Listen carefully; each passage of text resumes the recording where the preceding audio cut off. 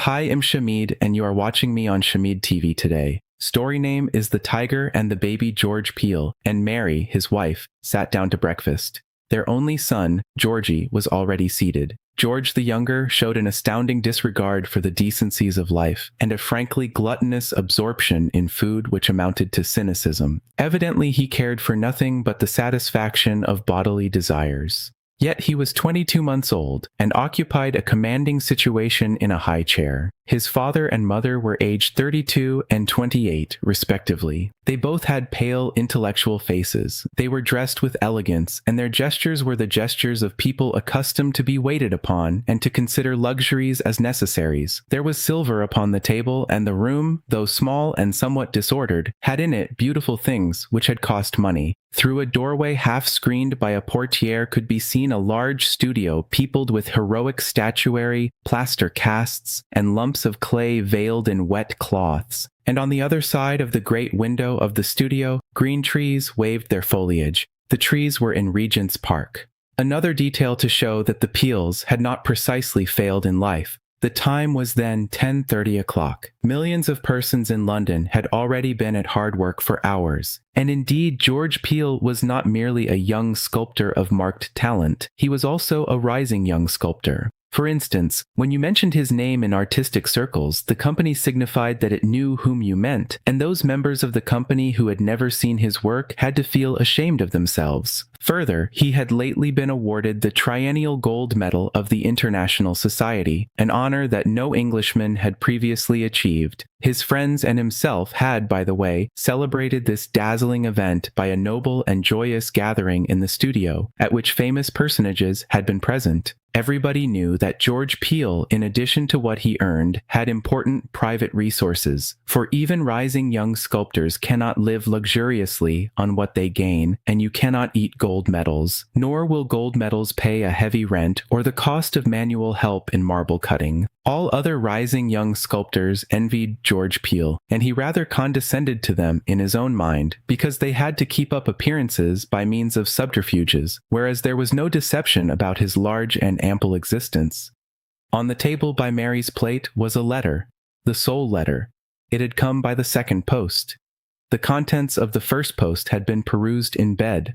While Mary was scraping porridge off the younger George's bib with a spoon and wiping porridge out of his eyes with a serviette, George the elder gave just a glance at the letter. "So he has written after all," said George in a voice that tried to be nonchalant. "Who?" asked Mary, although she had already seen the envelope and knew exactly what George meant, and her voice also was unnatural in its attempted casualness. "The old cock," said George, beginning to serve bacon. "Oh," said Mary, coming to her chair and beginning to dispense tea. She was dying to open the letter, yet she poured out the tea with superhuman leisureliness, and then indicated to Georgie exactly where to search for bits of porridge on his big plate, while George, with a great appearance of calm, unfolded a newspaper. Then at length she did open the letter. Having read it, she put her lips tighter together, nodded, and passed the letter to George. And George read. George had arranged his career in a quite exceptional way. It is true that chance had served him, but then he had known how to make use of chance to the highest advantage. The chance that had served him lay in the facts that Mary Peel had fallen gravely in love with him, that her sole surviving relative was a rich uncle, and that George's surname was the same as hers and her uncle's. He had met niece and uncle in Bursley in the Five Towns, where old Samuel Peel was a personage and timidly a patron of the arts. Having regard to his golden hair and affection-compelling appearance, it was not surprising that Mary, accustomed to the monotony of her uncle's house, had surrendered her heart to him. And it was not surprising that old Peel had at once consented to the match, and made a will in favor of Mary and her offspring. What was surprising was that old Peel should have begun to part with his money at once and in large quantities, for he was not of a very open-handed disposition. The explanation of old Samuel Peel's generosity was due to his being a cousin of the Peels of Bursley, the great 18th century family of earthenware manufacturers. The main branch had died out, the notorious Carlotta Peel having expired shockingly in Paris, and another young descendant, Matthew, having been forced under a will to alter his name to Peel Swinnerton. so that only the distant cousin Samuel Peel was left, and he was a bachelor with no prospect of ever being anything else. Now Samuel had made a fortune of his own, and he considered that all the honor and all the historical splendors of the Peel family were concentrated in himself, and he tried to be worthy of them. He tried to restore the family traditions. For this he became a benefactor to his native town, a patron of the arts, and a candidate for the Staffordshire County Council. And when Mary set her young mind on a young man of parts and of ambition, and bearing by hazard the very same name of Peel, old Samuel Peel said to himself, "The old family name will not die out. It ought to be more magnificent than ever." He said this also to George Peel. Whereupon George Peel talked to him persuasively and sensibly about the risks and the prizes of the sculptor's career. He explained just how extremely ambitious he was, and all that he had already done, and all that he intended to do. And he convinced his uncle-in-law that young sculptors were tremendously handicapped in an expensive and difficult profession by poverty or at least narrowness of means.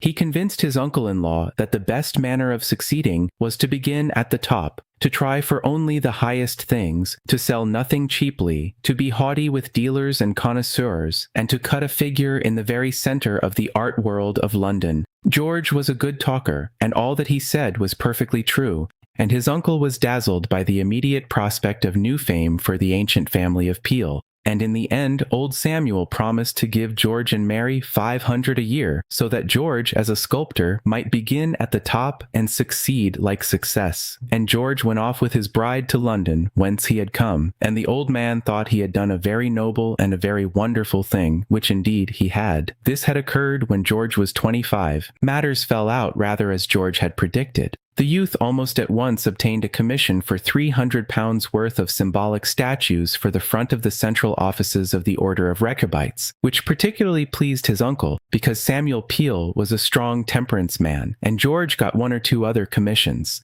Being extravagant was to George Peel the same thing as putting all the profits into the business is to a manufacturer. He was extravagant and ostentatious on principle, and by far-sighted policy, or at least he thought that he was, and thus the world's rumors multiplied his success, and many persons said and believed that he was making quite 2,000 a year and would be an ARA before he was gray-haired. But George always related the true facts to his uncle-in-law. He even made them out to be much less satisfactory than they really were. His favorite phrase in letters to his uncle was that he was building, not houses, but his future reputation and success. Then commissions fell off or grew intermittent or were refused as being unworthy of George's dignity. And then young Georgie arrived with his insatiable appetites and his vociferous need of doctors, nurses, perambulators, nurseries, and lacy garments. And all the time, young George's father kept his head high and continued to be extravagant by far-sighted policy. And the 500 a year kept coming in regularly by quarterly installments. Many a tight morning George nearly decided that Mary must write to her uncle and ask for a little supplementary estimate. But he never did decide, partly because he was afraid, and partly from sheer pride. According to his original statements to his uncle-in-law 7 years earlier, he ought at this epoch to have been in an assured position with a genuine income of thousands. But the state of trade worsened, and he had a check dishonored, and then he won the triennial gold medal. And then at length he did arrange with Mary that she should write to old Samuel and roundly ask him for an extra couple of hundred. They composed the letter together, and they stated the reasons so well and convinced themselves so completely of the righteousness of their cause that for a few moments they looked on the 200 as already in hand, hence the Heidsieck night. But on the morrow of the Heidsieck night they thought differently, and George was gloomy. He felt humiliated by the necessity of the application to his uncle, the first he had ever made, and he feared the result. 2 days later, at about 10 o'clock in the morning, Samuel Peel, J.P., entered the marketplace, Bursley, from the top of Oldcastle Street. He had walked down, as usual, from his dignified residence at Hillport. It was his day for the bench, and he had, moreover, a lot of complicated election business. On a dozen hoardings between Hillport and Bursley Marketplace blazed the red letters of his posters inviting the faithful to vote for Peel, whose family had been identified with the district for a century and a half. He was pleased with these posters, and with the progress of canvassing. A slight and not a tall man, with a feeble gray beard and a bald head, he was yet a highly respected figure in the town. He had imposed himself upon the town by regular habits, strict morals, a reasonable philanthropy, and a successful career. He had, despite natural disadvantages, upheld on high the great name of Peel, so that he entered the town on that fine morning with a certain conquering jauntiness, and citizens saluted him with respect, and he responded with benignity. And as nearly opposite that celebrated hotel, the Tiger, he was about to cross over to the eastern porch of the town hall, he saw a golden-haired man approaching him with a perambulator, and the sight made him pause involuntarily. It was a strange sight. Then he recognized his nephew-in-law, and he blanched, partly from excessive astonishment, but partly from fear. "How do, uncle?" said George nonchalantly, as though he had parted from him on the previous evening.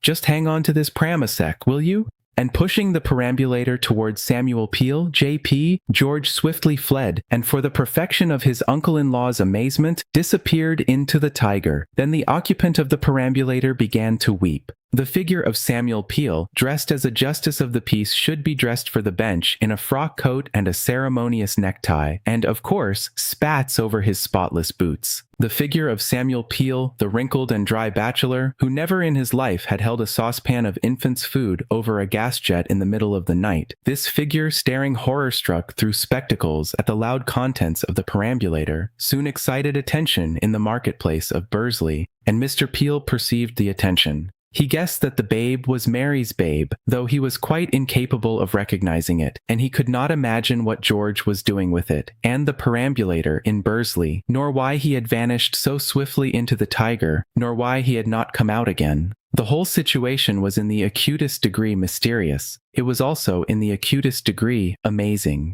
Samuel Peel had no facility in baby talk, so to tranquilize Georgie, he attempted soothing strokes or pats on such portions of Georgie's skin as were exposed, whereupon Georgie shrieked, and even dogs stood still and lifted noses inquiringly. Then Jos Curtenty, very ancient but still a wag, passed by and said, "Hello, Mr. Peel, truth will out, and yet who'd have suspected you of being secretly married?" Samuel Peel could not take offense because Jos Curtenty, besides being old and an alderman and an ex-mayor, was an important member of his election committee. Of course, such a friendly joke from an incurable joker like Jos Curtenty was all right, but supposing enemies began to joke on similar lines, how he might be prejudiced at the polls. It was absurd, totally absurd, to conceive Samuel Peel in any other relation than that of an uncle to a baby. Yet the more absurd a slander, the more eagerly it was believed, and a slander once started could never be overtaken. What on earth was George Peel doing in Bursley with that baby? Why had he not announced his arrival? Where was the baby's mother? Where was their luggage? Why, in the name of reason, had George vanished so swiftly into the Tiger? And what in the name of decency and sobriety was he doing in the Tiger such a prodigious time? It occurred to him that possibly George had written to him, and the letter had miscarried.